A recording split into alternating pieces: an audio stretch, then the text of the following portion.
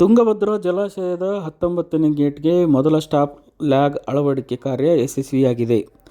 Dam ತಜ್ಞ ಕನ್ನಯ್ಯ ನೇತೃತ್ವದ ತಂಡದಿಂದ ಈ ಕಾರ್ಯಾಚರಣೆ ನಡೆದಿದ್ದು, ಕಿತ್ತು ಹೋಗಿದ್ದ ಗೇಟ್ ನಂಬರ್ 19ರ ಜಾಗದಲ್ಲಿ ಸ್ಟಾಪ್ ಲಾಗ್ ಅಳವಡಿಸಲಾಗಿದೆ. ಕನ್ನಯ್ಯ ಅವರ ತಂಡ ಇಂದು ತುಂಗಭದ್ರಾ ಡ್ಯಾಂನ 19ನೇ ಕ್ರಸ್ಟ್ ಗೇಟ್ ಜಾಗಕ್ಕೆ ಸ್ಟಾಪ್ ಲಾಗ್ ಗೇಟ್ ಅಳವಡಿಸುವ ಕಾರ್ಯವನ್ನು ಆರಂಭಿಸಿದ್ದು, ಇದೀಗ ಕಿತ್ತು ಹೋಗಿದ್ದ ಗೇಟ್ ನಂಬರ್ 19 ಜಾಗದಲ್ಲಿ ಇದೀಗ ಹೊಸ ಸ್ಟಾಪ್ ಲಾಗ್ ಅನ್ನು ಅಳವಡಿಸಲಾಗಿದೆ.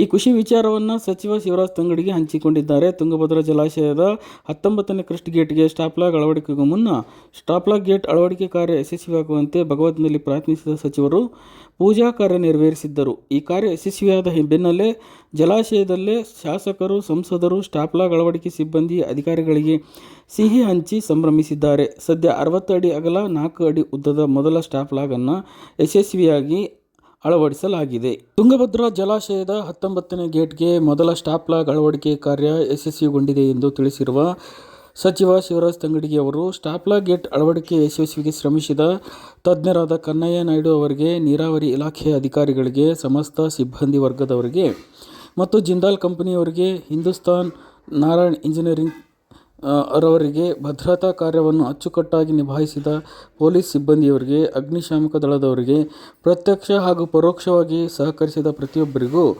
ತುಂಬ ಹೃದಯದ ಧನ್ಯವಾದಗಳು ಎಂದು ಮಾಧ್ಯಮದವರಿಗೆ ತಿಳಿಸಿದರು.